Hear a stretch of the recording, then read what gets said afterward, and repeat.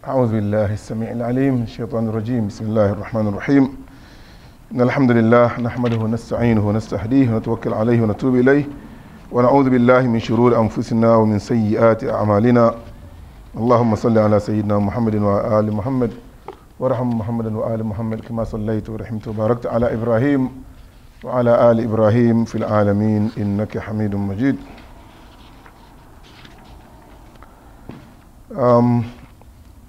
All praise is due to Allah for His blessings and mercies. We can never be thankful to Allah subhanahu wa ta'ala enough.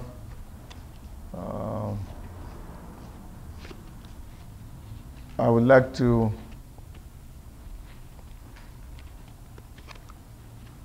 go back to some of the points that we have shared here last week on the phase 2.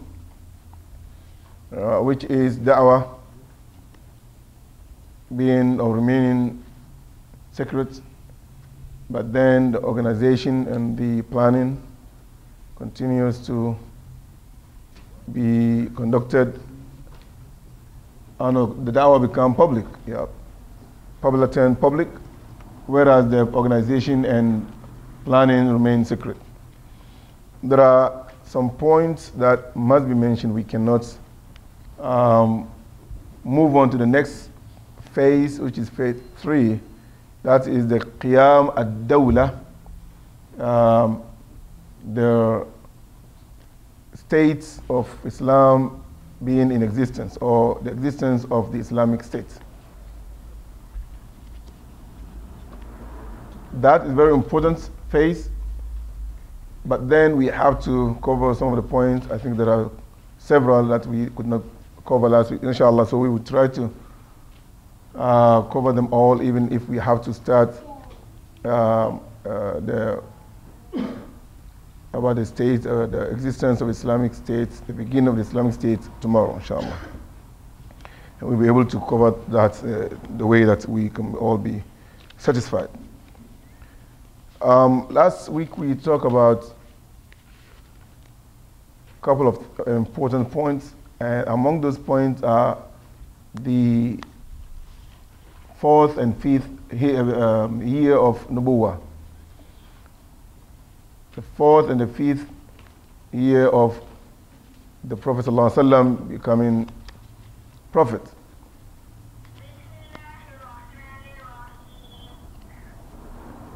So in the 4th year, the Kuffar, the Quraysh, the Meccans started to put a lot of, and that is the beginning of the pressure on the Prophet ﷺ. And in the year number 5, which is 5th year, the pressure reached its peak. And the Prophet ﷺ and the companions were having a very difficult time.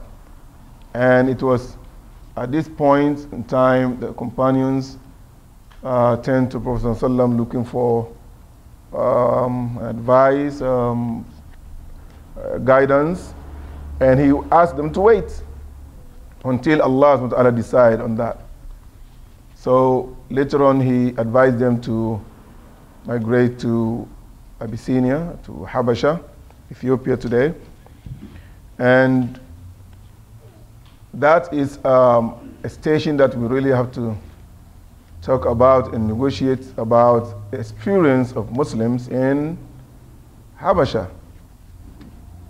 Because that is something that we need to learn today.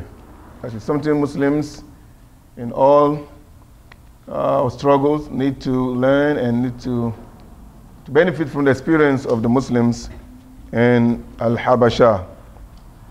So, as we all remember or recollect, we said that the Muslims went to Habasha for how many times? 2 times. Twice Muslims went to Habasha. They left to Habasha when, as I said, punishments and the Quraysh were giving all of them, all, even including Abu Bakr radiallahu anhu, who was tough, or who was known, who was connected, who was very influential, but he did not escape the suffering from the Meccans, because it's only you and against the whole Quraysh. It's not easy. It's you against all the other tough guys around. So the Muslims left Abyssinia, Ethiopia. The first group were fewer than 40, fewer, and they left Abyssinia, and they were received, alhamdulillah, in a very gracious way by Najashi. And while Muslims were there, they heard that news broke to them that the whole of Mecca and the Quraysh embraced Islam. And this was something they have never expected. I mean, it's so soon, so quick, like, alhamdulillah, Rabbil Alameen. So Meccans accepted Islam and they went back. And the story of Meccans accepting Islam was that the Prophet ﷺ was reciting the Quran around the Kaaba. He came to some group of Quraysh and he started reciting Al-Quran Al-Karim. Because the Quran is so powerful, the language is special. It's not something that they are used to hearing. So the kuffar did not say anything. They couldn't stop him. They just continue listening attentively. And when the Prophet ﷺ reached the end of the surah, and the surah said, "Fasjudu lillahi wa'budu," the kuffar, the Quraysh, who are not Muslims around, all made sujood. Because the ayah said, "Fasjudu lillahi wa'budu," make sujood to Allah and worship Allah. So immediately they all fell on their faces making sujood. Only to realize that they are doing something that they've been denying people from doing. Because the power of Quran, the power of the language, they are themselves, they are Muslims by nature. All of their parts are Muslims. Their heart, their cells, everything in them is Muslim. It's just they are conscious to accept and for their tongue to say the Shahada. So they all make sujood. And if you can remember, there's something happened to who? Who are the people who were forced to make sujood with that before they realized they were already making sujood? In the history of prophets. Not Prophet Muhammad, in the prophets before Muhammad sallallahu alaihi wasallam. You remember the Pharaoh? Haroun and his people, the magicians. فَأُلْقِيَ السَّحَرَةُ سَاجِدِينَ. When they realized that what Moses brought is not something close to what they have, it's not in magic, because they are all great magicians, not just class 1. They are the top, the elite magicians. So for them to see what happened to their sticks and magic, they know this is something bigger than magic. So Quran even said it in the way for ulqiya. I mean, they found themselves in sujood. So they didn't say, hey, let's make sujood. They didn't speak to one another. They just found themselves immediately, all of them, sujood, the power of iman, the power of word, the power of what they've seen. And it's happening. Sometimes, a non-Muslim say, Allahu Akbar. Oh, what? No, I'm sorry, something like that. Allahu Akbar. And so before he realized inside him is a Muslim. His heart is waiting for him, his liver, his brain, the cells in him, they are all waiting for him to just say La ilaha illallah, so that there will be conformity, everything will be a Muslim in him. Because everything in him is a Muslim. He's just waiting for him to profess the word and join the system. So Quran was very clear. He didn't say fasajada, he said for all qiyah. They just found themselves making sujood. So the same thing happened to the Meccans. When the Prophet ﷺ was reciting Fasjudu lillahi wa'buduhu, they all made the sujood, and after that, they just start to blame themselves again for what they've done. And later on, they fabricated story that no, we didn't do the sujood except that Muhammad said something good about our idols. He said they are powerful and and it is supposed to be reverent. So we made the sujood when he said that. So the Meccans, start to blame those people who were around and trying to defend themselves. So this incident reached the brothers were in Abyssinia, but in the wrong way. They were told that Meccans all entered Islam, the whole of Mecca. So they rejoiced and rejuvenated, and they all moved back to Mecca, only to hear that the story is not how it reached them. They were not well informed. Now, what's the problem? So some of them had to go back to Habasha, Ethiopia, and some had to stay around, but at this time very scary, very unprotected, and they had to be with some Meccans. And this is the time they had to be with the Meccans. And that time there is a system in Mecca that you can stay. If someone covers you, then you are safe. We call it ijara or jiwar. And himaya, they give you protection and immunity. If, for instance, you run to me, even though you had done something outrageous, if I allow you to stay with my house, if I say, okay, you are safe, then that's it. Whoever comes to harm you is going to harm me. And this will cause a war or a fight. So it's very important, something they respect.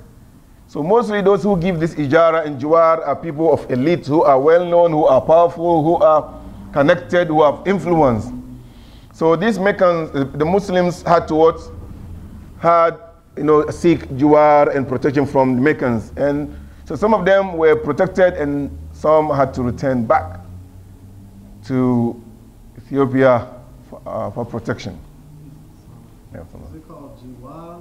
Juwar. Where's the pen? Al-juwar wal-himaya. Okay. Thank you. So that's the juwar. Juwar.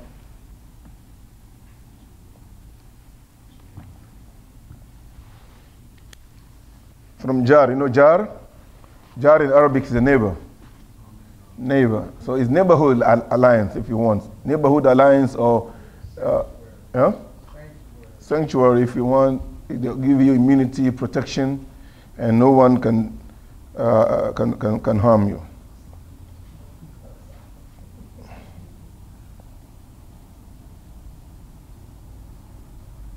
Now,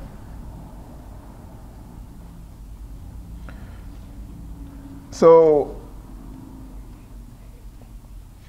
Muslims, after returning from, after this unfortunate return from Abyssinia and facing what they have faced now, it's even worse. The situation became worse because the Meccans were now, having upper hand, and some of them have no liberty, they have no freedom. Still, you are protected, but when you go out, you've been harassed, a lot of harassment.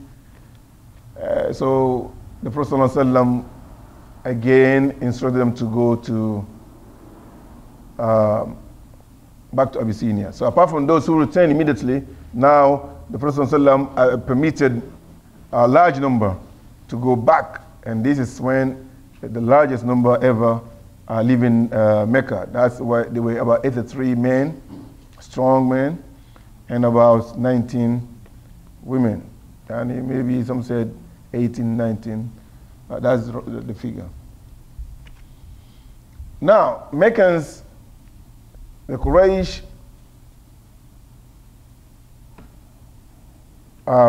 having been informed about Muslims moving in crowds to Abyssinia, start to even grow more concerned about what next. So what are Muslims planning to do next? And they have been informed about the way they were received by the king of Abyssinia. Do you know his name? Who knows his name? And Najashi was his title. It's a title. That's his title. Yes, it's Najashi. That's his title. His name is No, not Abraha. Abraha is the one who tried to demolish Kaaba, and Allah demolished him with everything. Destroy him along the way. No, no. His name is Asmaha bin Abjar.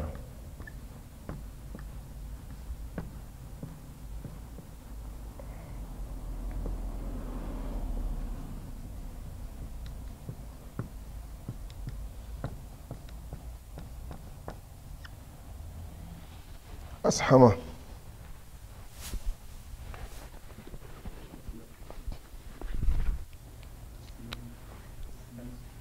Yeah. Yeah. Not Ash. It's As. I thought I heard you say Asma. It's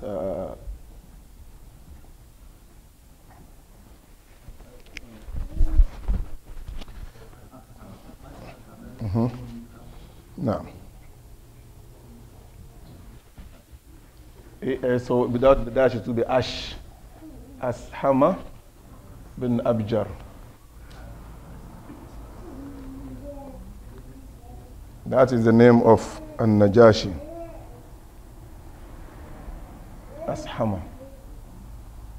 So it's worth knowing the name and keeping the name in mind. We know his title Najashi, but his name is Ashama bin Abjar,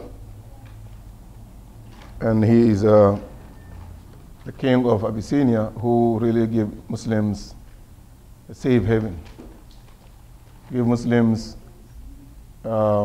refuge, and help them and save them. Now, this is very important. I don't want to rush on this point. I mean, we can spend the whole day talking about it, because there is a lesson to learn. There is a lesson for us to learn and to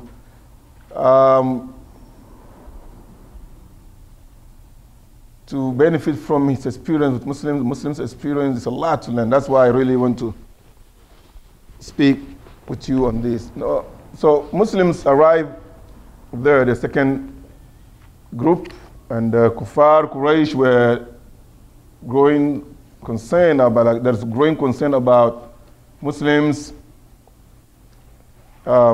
moving to another place, another land, like what is next. And when Umar bin Khattab embraced Islam, Muslims were very few. Do you know, who can guess how many Muslims roughly when Umar bin Khattab embraced Islam? Of course, you all know Umar embraced Islam after Hamza, 3 days after Hamza. So, Muslims were still very few. How many Muslims do you think were around that time when Umar embraced Islam? 40. Around 40. That's the figure. Around 40, maybe 40, 41, but 40 is a good figure. So, after that, Muslims continued to grow, but then the punishment also continued to grow with the number. So Muslims had to move to another land, which is Abyssinia. So 83 moving. You can guess how many Muslims. So the number continued to grow, and with the punishment grows with the number. The Prophet ﷺ gave them the command and instructed them to permission to go to Abyssinia. 83 men, 19 women. So Mecca is almost like empty, but there are still some pockets with the Prophet ﷺ remaining, and Abu Bakr and other companions. But the bulk number have moved, and this is a real concern. And Meccans couldn't wait, because they are very, very concerned about the outcome. So what happened? They sent two mighty, strong, well-informed people to go and get them back. They sent Amr bin al-As and Abdullah bin Amr bin Abi Rabi'ah. They sent two very strong brothers, who later became Muslim, by the way, to go and force the Muslims back.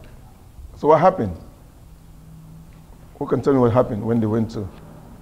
They took all what they can. They knew about the Abyssinian king. They loved gold and all jewels, so they took tons of jewels from Mecca. They just want Muslims back. And they went to Abyssinia. Yes? Amr ibn al-As, he met with the Najashi, and he said he started to say stuff about the Muslims. Yeah. And one of the things he said was that the Muslims say that Isa, the son of Mary, is a slave to try to like make disrespect. So the prophet, I think it was Jafar, was there, and he was representing the Muslims. He was the Amir for the Muslims. Yeah. And he recited from Surah Maryam. And when he finished reciting it in Arabic, the people, they didn't even speak the Arabic. Before it was translated, they started to cry. And then when it was translated for them, they started to cry. And then the Jashi, he wrote a line in the ground, in the dirt. And he said the difference between us and you is this line. And then he gave the Muslim protection. And he said he went and turned back over to the Creator. Alhamdulillah. That is well said. So the Quraysh went to Najashi with loads of gifts, and before then they were able to convince some of the advisors of Najashi. So they first met with the advisors and gave them some gifts. They were so happy with the gifts, and then they met with Najashi the following day. When they met with Najashi, they said, "We came to you. We were sent by the family members of some of the groups who ran away to this land. They ran from their families, from their wives, from their parents, and they have adopted new religion. They have caused division. They have caused fitna. Just like when you're trying to stay the course, people say you are causing fitna, you're doing." So they try to create all this dark image about them, and Najashi was listening to them. That's why I want you to, inshallah, tomorrow, you know who's going to be the position of leadership. We all leaders in our own homes, but you may be leader in the community, leader in the movement, leader in the country, you know. So Najashi was listening, and his advisor said, yes, what they said is correct, because they know better than us what these people are all about. So we have to send them back, because they already received their gifts. Happy with it, waiting for them. So, just to stand living large.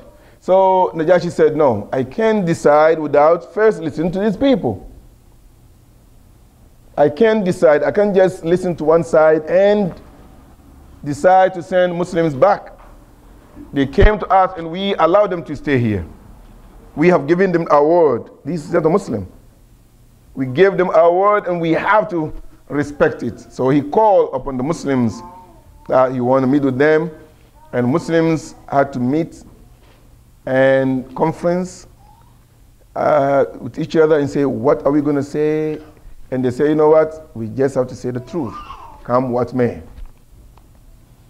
So the next day, they decided on Ja'far ibn Abi Talib to be the spokesman.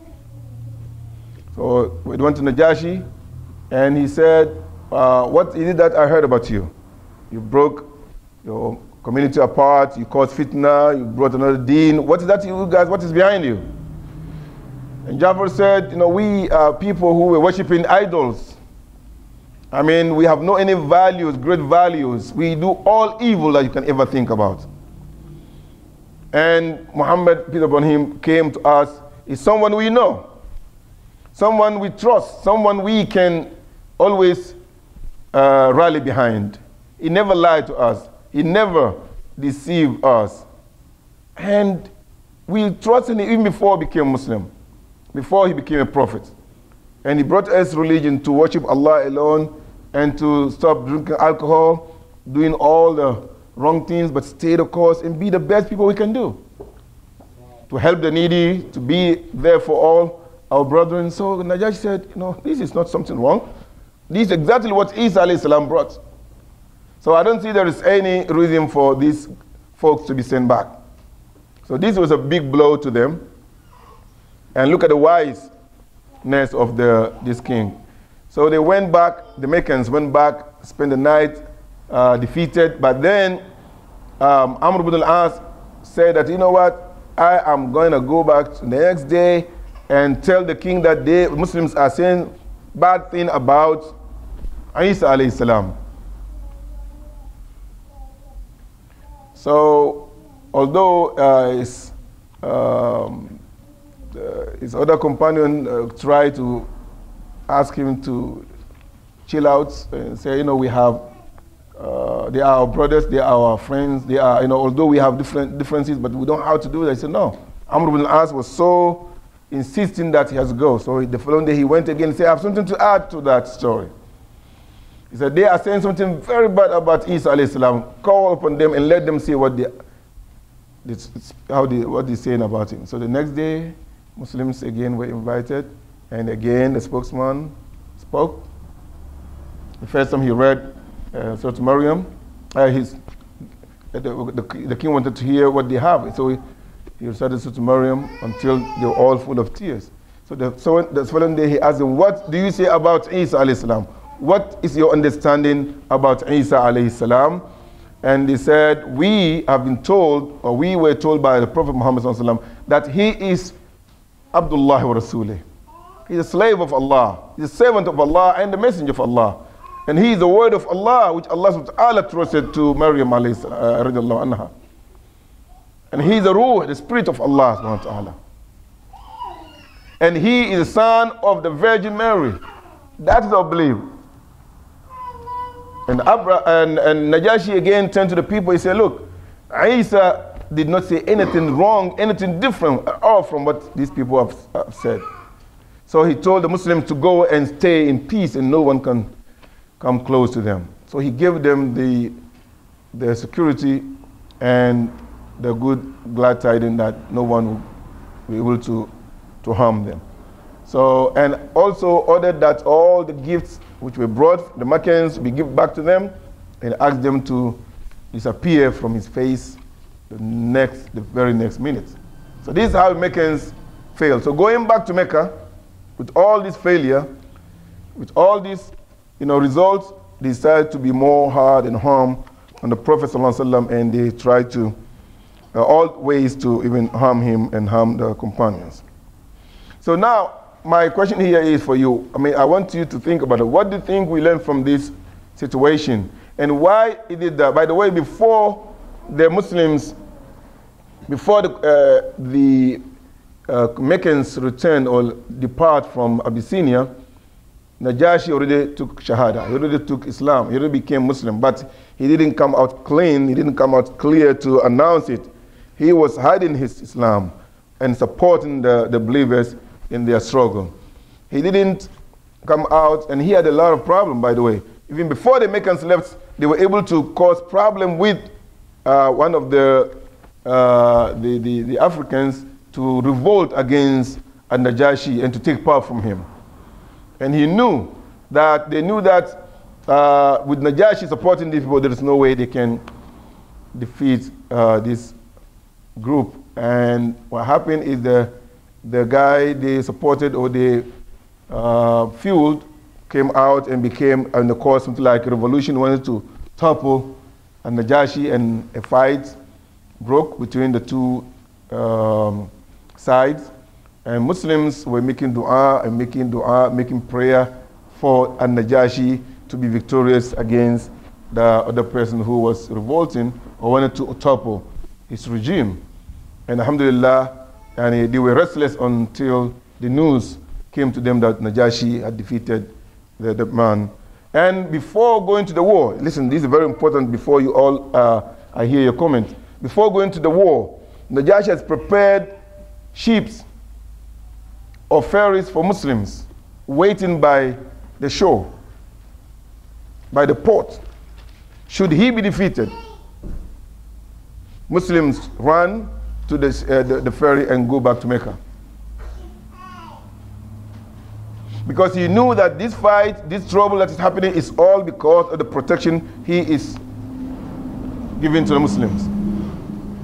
And this man is not a Muslim, and is a Christian.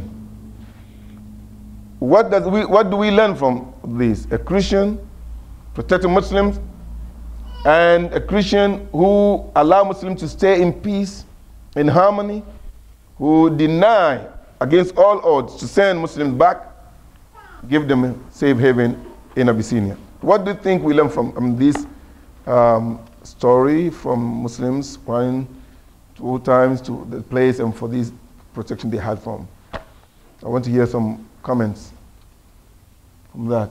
Because we have to learn as we are moving forward, what can we do? Should we happen to be in similar situation? Yes. Did you raise it out? Alima, yes? Thinking about what I'm learning from this is Islam is not separate Muslims from other religions as long as they worship God, Allah subhanahu wa ta'ala. No. And it also shows that Prophet Muhammad Sallallahu alaihi wasallam. has a good relationship with other religions. Mm-hmm.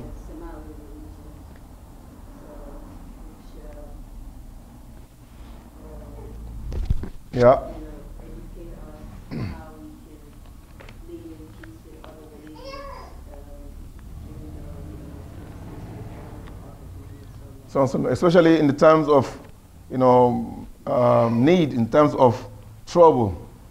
Muslims didn't just decide to move there, but the situation is not conducive. They have no any better alternative. And especially as long as their deen is not in jeopardy. No one, Najashi did not deny them to worship Allah. And as Salama said, they had the best companion, the best neighbor, which is Najashi, and it's the whole country. He said, we have no trouble. We have received generously and we're taken care of. Yes, any comment on this? Yes. We learn also from this is that wherever we live, we have to forge alliances with other people who are righteous, basically, and that will also benefit all, society in general. And so that's very important. That something that they did in the Prophet ﷺ, he knew about his righteousness, and so he did send some people. So we always have to, even here in the West, we basically forge alliances with people who are righteous. That's very important. Forming and forging alliance with people who are, especially those who believe in people of the book, as long as they are not harassing, as long as they are not causing enormous, because they are not وَلَن تَرْضَى عَنْكَ الْيَهُودُ وَلَا النَّصَارَى. Don't ever accept non-Muslims to accept you wholeheartedly. That is again saying, that is maybe it will be too much to expect for them to accept you the way any Muslim will do. But as long as you are in harmony, as long as your deen is intact, as long as you have the freedom to worship and do your thing, Islam does not لا ينهاكم الله عن الذين لم يقاتلوكم في الدين. Allah does not forbid you to form alliance and do things, business, or live together with those who did not force you out of the deen or force you out of your country. So, but as I said, this could be done with some sort of maturity. We know how to move, when to move, how to do things. So it's not haram to, this was then. Even now, if you happen to be in a situation, for instance, in Africa, in Ghana or many African countries, you see a Muslim, non-Muslim, idol worshipper, Christian, atheist, living in one company, one big house. This is a situation. Muslims don't have their own homes. This is just one compound, big compound. So this tells you that it's not like some people will say immediately that no, you have to move away and find your own place. If we are well off, if we have enough resources to build our communities, it's fine. I'm not saying no, but I'm saying this is something that we should also understand along the way. Yes. One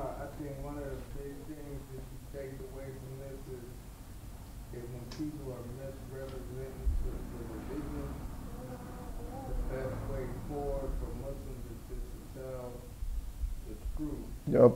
No matter what the consequences. So like when they got together, they said, well, what should we say? You know, these guys are Christians, we Muslims, and they said, well, we just don't tell them what we believe. Yep. But I think a lot of times Muslims today will be in that same situation. Mm-hmm. They say, well, what should we say? Well, we should just, you know, we shouldn't tell them that, we shouldn't tell them that, and we just compromise, overboard compromise, and then Allah doesn't bless the situation. Yeah. That's beautiful. That's beautiful. We have to always stick to the truth and say the truth, especially when, as we said last time, when the harm has not been afflicted upon you. They did not know what is going to happen, but they know that Najashi is not a Muslim. Then. And this could turn ugly. But they said, what are we going to say? And they all said in one voice, we have to say the truth. Just the truth. And it saved them because they said it the first time, the second time, and that was even the dawah. They give the dawah, but without knocking or touching on issues of difference, little difference between the Muslims, you know. The Ja'far's response did not mention about the Trinity or something, although Najashi was not a Christian who believed in Trinity then. But still there are some differences. He never even mentioned that we should be very smart as we negotiate.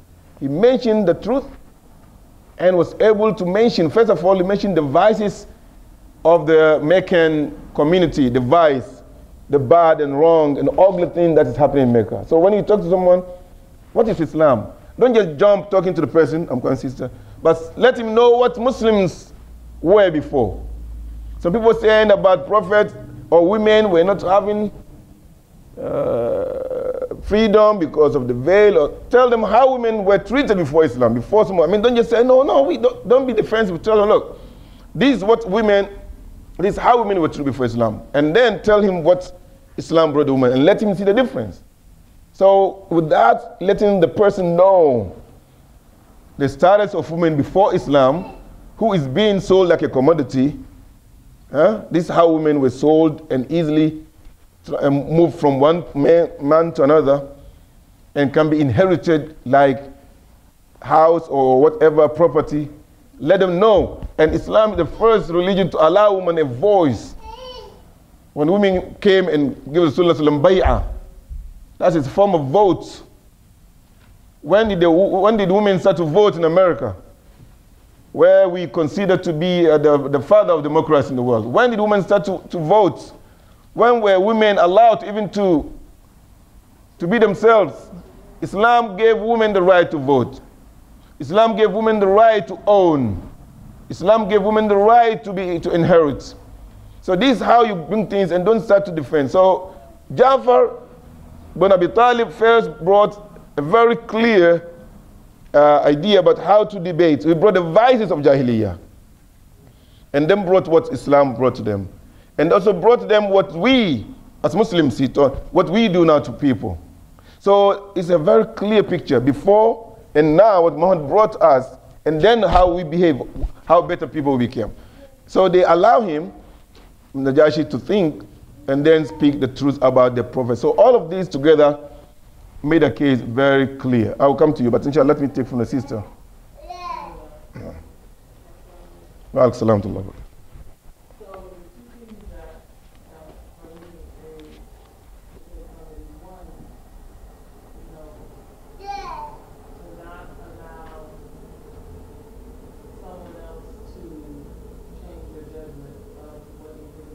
MashaAllah. To not allow someone to come and say this and that about someone without making them say it to their face, as well as not to give their side. No. Because so many times you allow people to change our view about another individual based on what they're saying, but if you had the other side of it, The story. To keep your word, to keep your word, even to change it would benefit you because he gave his word to them. So although he could have reached the benefit of the gifts and all of that, he didn't choose brilliant. He had more of it to make your word be your bond. If you give your word on something, to follow through with that. That's beautiful. Alhamdulillah. Jazakallah khair. And it's very important that when you are a father, when you are the leader, when you are in a position of leadership, always make sure that before you make your decision, you gave all parties concerned the chance to speak and to also narrate their stories. And always, it's very important to listen. Don't just make decisions from just by listening to one party. So this is what Najashi taught us. I mean, he could have decided he got all the gifts, and these people are outspoken, and they almost influence his advisors. And they say, yes, they are their people, they know these people more than we know, let's send them back. So trying to put what pressure on him, but he did not allow himself to be pushed to the corner, and he said, I have to listen to them, and made a decision after listening to them. When someone comes to you, when you have two people who are fighting and one run to you with one of his eyes being, bleeding, with one of his eyes bleeding, don't just judge against the other guy. He might have both of his eyes bleeding. Both eyes may be, be bleeding, being injured.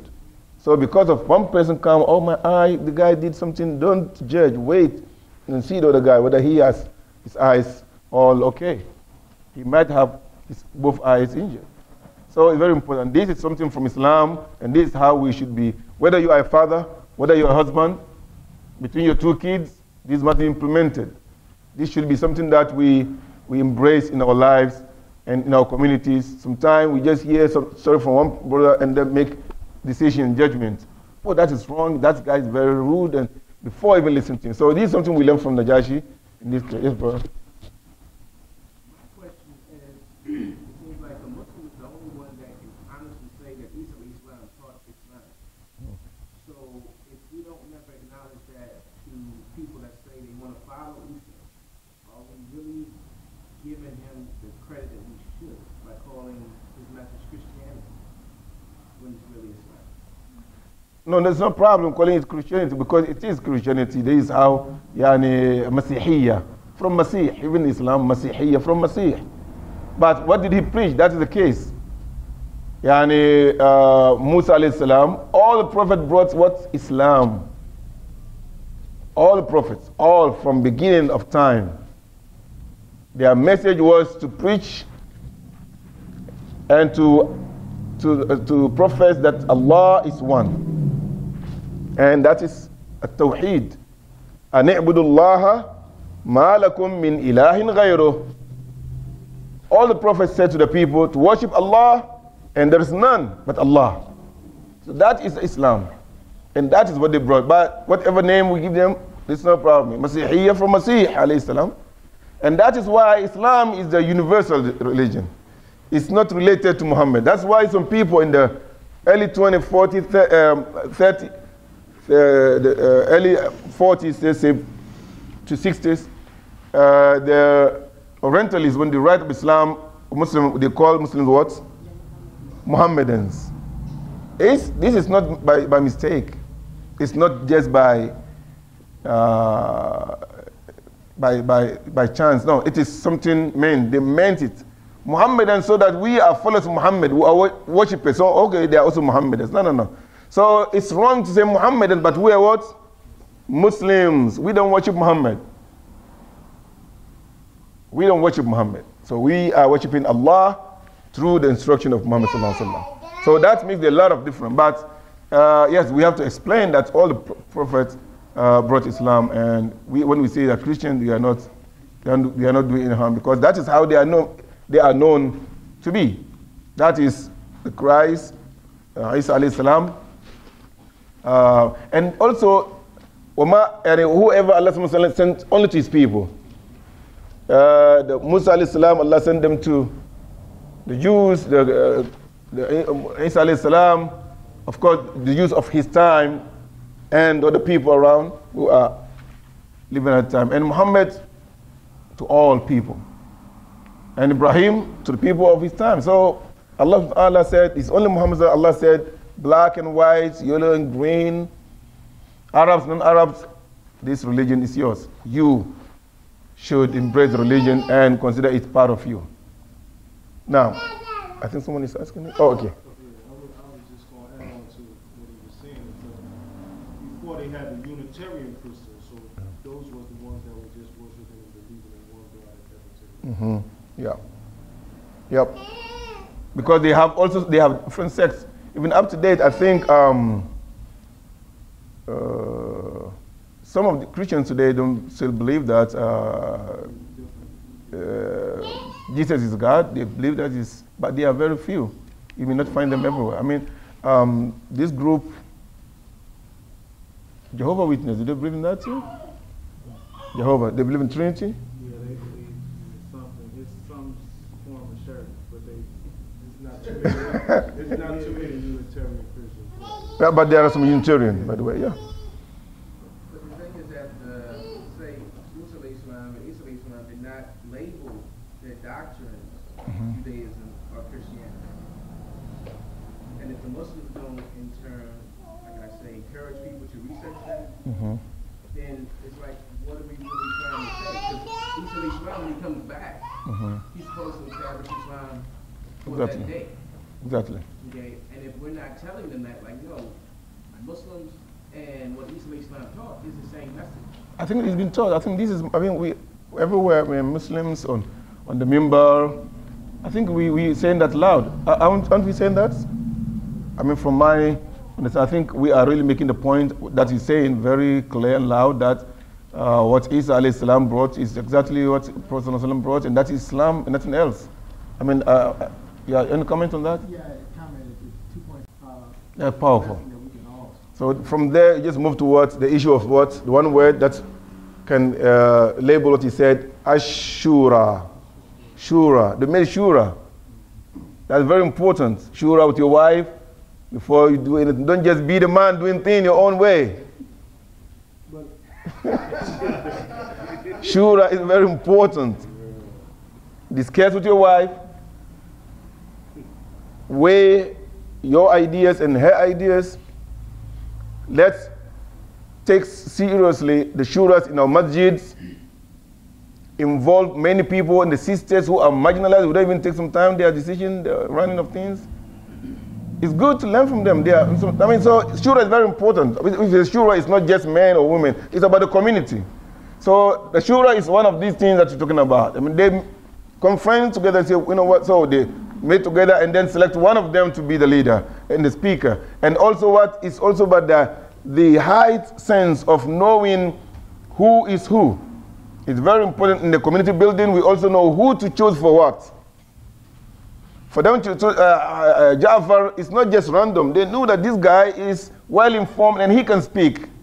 But some people sometimes just want to jump in the front if they cannot even speak well. And mess up with the situation and say, well, you know, just wanting the title. So this verse, sometime when we had to, in our area, this media is coming to masjid, not everybody should just jump and speak and sometimes say, no, we want to kill it. You know, so they mess up with the masjid and the community. Let someone who has more wisdom, who can relate our story, well, speak on behalf of the community. So this is very important thing we have to learn in our communities as we're moving forward, as we're living in a predominant non-Muslim community. So I'm not saying if you're in a train or someone asks you, you don't have to go and ask a shura. I have to go to my community. You're in the train, you're in the plane. No, speak the way you can. Speak as. No, but when the group, when you and masjid, when we are, you know, in a situation like that, then someone who is eloquent enough to be our voice to be able to. Let me go back to the sisters and come back to Khalid. Yeah, so that is correct from my perspective, from my own understanding, because even Quran mentioned them. Yani قالت اليهود. This is the name in the Quran. وقالت اليهود عزير بن الله وقالت النصارى. in the historical books. You see Masihiyin. It's something that is everywhere today. So we are not endorsing that. We just call them, we just talk to them by the title that they were known, that's to classify them. So that is not the main thing. The main thing is the Aqidah. What Aqidah, on which Aqidah was Musa, Isa, Ibrahim, this is all Aqidah Tawheed. And that will not make a lot of difference now. And we have to, maybe we're going to move forward after Khalid, because that's very important. I love that, but at least we're going to get to speaking out. Definitely take from the story. No. One of the reasons why they were so organized, the fact that they were so successful, is their knowledge of the book. Because he started off by reciting the Quran. He didn't go on the defensive and start trying to explain his opinion about what they were saying. He said he recited the Quran, they heard for themselves, they translated, and he let Allah do the talking, as opposed to him trying to just explain his way out of it, like a lot of times people will do on the defensive. No. So that's one of the main points that I get from it, is that Yep. at the end of the day, they had knowledge. They had knowledge of the Quran, and they were able to act upon that knowledge. Whereas in these times, it's very difficult. I mean, we talked about it, a couple weeks ago. How can you even stand up there and try to either defend yourself or, speak about something that you have no knowledge on? So I think that it starts with the Quran. That's beautiful. And as we said, the moment they asked him, Ja'far started to respond to their questions and then end up with narrating the Quran. So, alhamdulillah, do you want to say something? Oh, okay. So this is very important. But here, the book, Munir Muhammad al-Ghadban said, okay, this is something also I would like you to make a comment. Why do you think Ja'far was outspoken and straightforward without any straightforward to the point? And why did Najashi did not come out clean and to declare his Islam? That's number one. And the second question is, what do you think was or contributed to the success of Muslims and the failure of the kuffar? Of mentioning some of them, the shura, the idea of choosing it, the ability to choose the right person to speak, and also to be able to, when he speaks to them, speak on the issues. Yeah?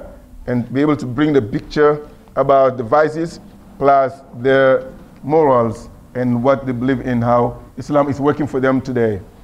So the first question is what I would like to ask you. What do you think, why Ja'far was so outspoken, clear, straightforward, and Najashi, who embraced Islam, although secretly, could not come out so clear?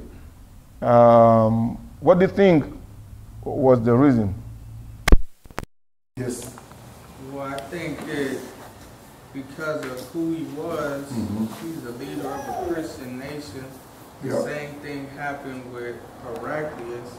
And Heraclius, he went overboard, but when he heard the message of the Prophet ﷺ, he believed it, because the Christians of those times weren't like the Christians of the day, like the Muslims of those times aren't like the Muslims of the day. Like he was saying about the Muslims back then, they knew the Quran and they knew the Sunnah, whereas like most of us today, we're just getting along to get along with the basics. And the Christians of those times, they used to study the scripture so that they knew what a prophet was.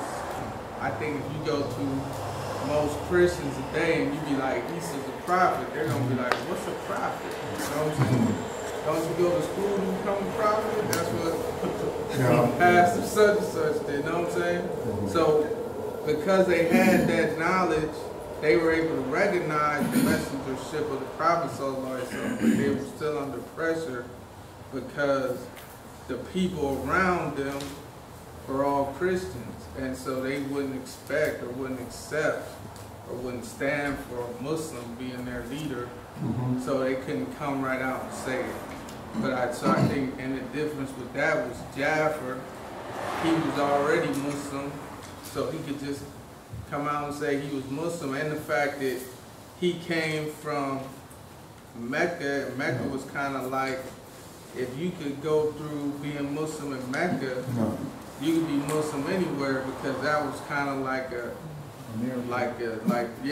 where it was the harshest for the Muslims because of the Quraysh. So then when he was able to stand up because he had that training, and because he met the Prophet Sallallahu Alaihi Wasallam, he was related to him, so he had that conviction. Because everybody who met the Prophet, whether they became Muslim or not, they knew that he was a messenger of Allah. Yeah. You know what I'm saying? And you had that conviction, and that's what Khalid ibn al-Walid, he told one of the generals of the Romans, the difference between me being Muslim and you being Muslim is that I knew the Prophet Sallallahu Alaihi Wasallam, so I can't deny his miracles I saw him. Whereas you become Muslim without meeting him, then that's a added blessing, because you didn't see the Prophet, you didn't know for a fact, you're going more on faith. And so it's easier for a person who has that conviction to come out and just be like, I'm Muslim, because he was already convinced. Alhamdulillah. Jazakallah khair. Thank you. So anyway, that is all true, and it's correct. And Munir Muhammad al-Ghazlan mentioned exactly that. The reason why Najashi kept his religion, his deen, Islam, on public, because he's still ruling the king of the Abyssinia then, and declaring his deen will cause a lot of fraud. أعوذ بالله السميع العليم من الشيطان الرجيم بسم الله الرحمن الرحيم إن الحمد لله نحمده ونستعينه ونستهديه ونتوكل عليه ونتوب إليه ونعوذ بالله من شرور أنفسنا ومن سيئات أعمالنا اللهم صل على سيدنا محمد وآل محمد وارحم محمد وآل محمد كما صليت ورحمت وباركت على إبراهيم وعلى آل إبراهيم في العالمين إنك حميد مجيد.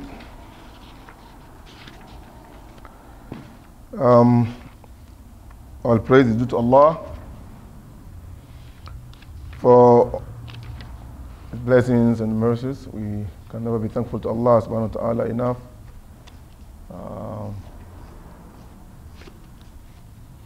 I would like to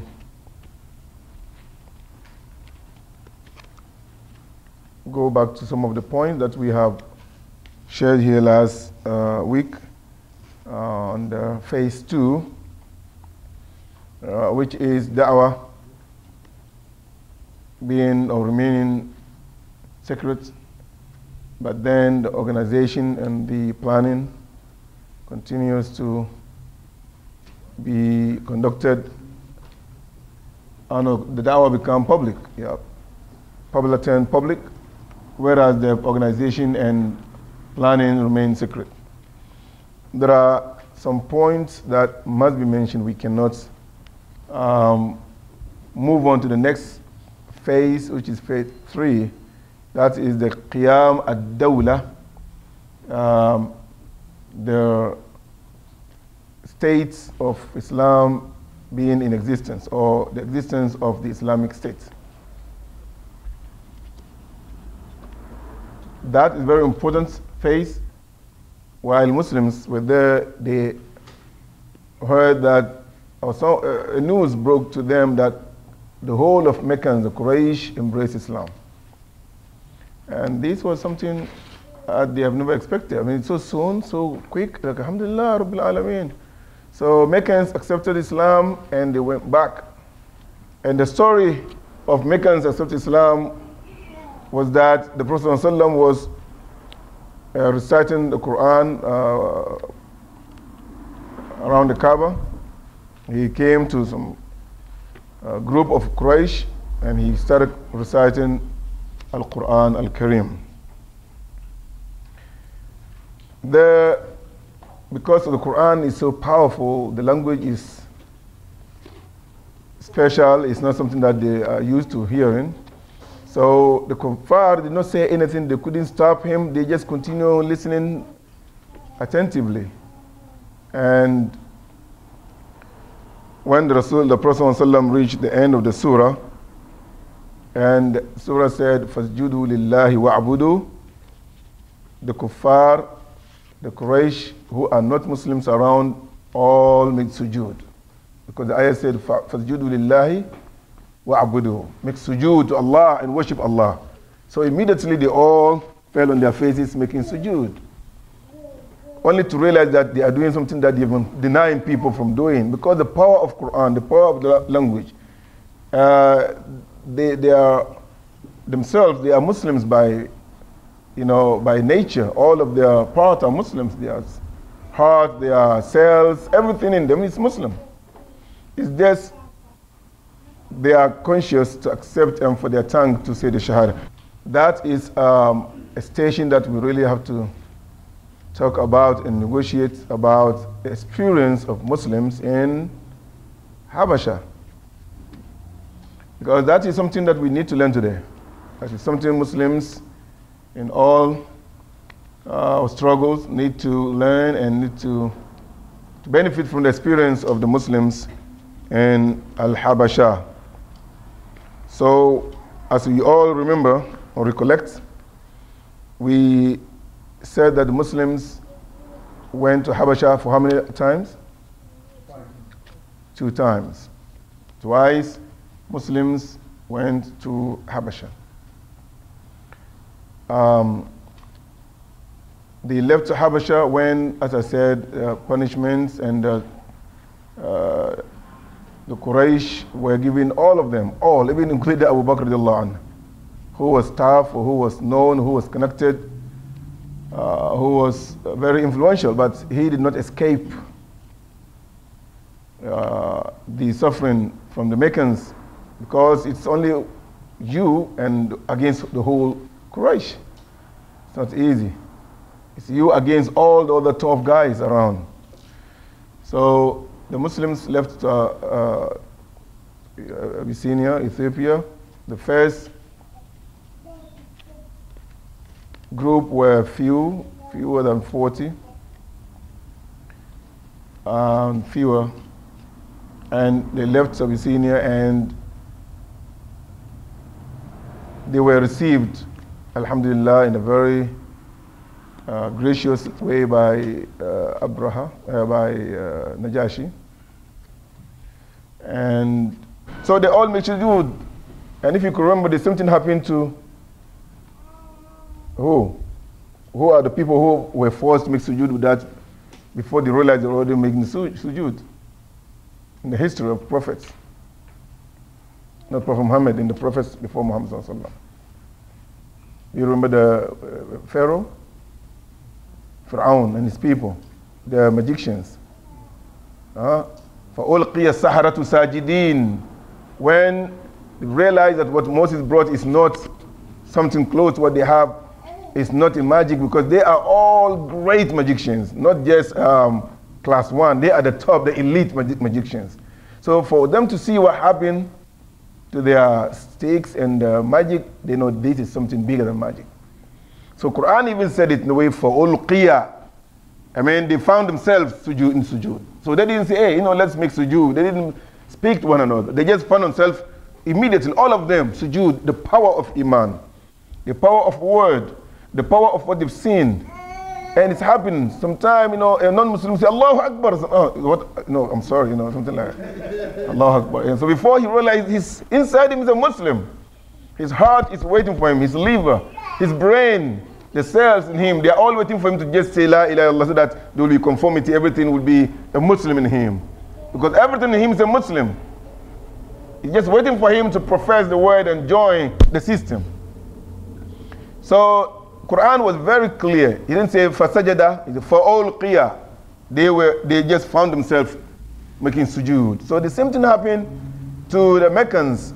When the Prophet ﷺ was reciting Fasjudu lillahi wa abuduhu, they all made the sujood, and after that, they just start to blame themselves again. But then we have to cover some of the points. I think there are several that we could not cover last week, inshallah, so we will try to cover them all, even if we have to start about the state, the existence of Islamic states, the beginning of the Islamic state tomorrow, inshallah. And we'll be able to cover that the way that we can all be satisfied. Last week we talked about couple of important points, and among those points are the 4th and 5th year of Nubuwah. The 4th and the 5th year of the Prophet ﷺ becoming prophet.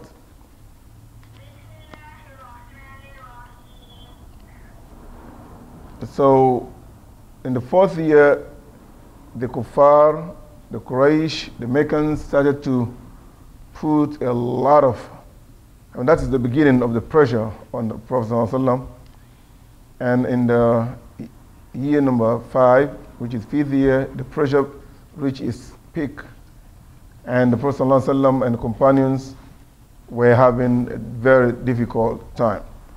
And it was at this point in time the companions turned to Prophet ﷺ looking for advice, guidance, and he asked them to wait until Allah subhanahu wa ta'ala decide on that. So later on he advised them to migrate to Abyssinia, to Habasha, Ethiopia today. And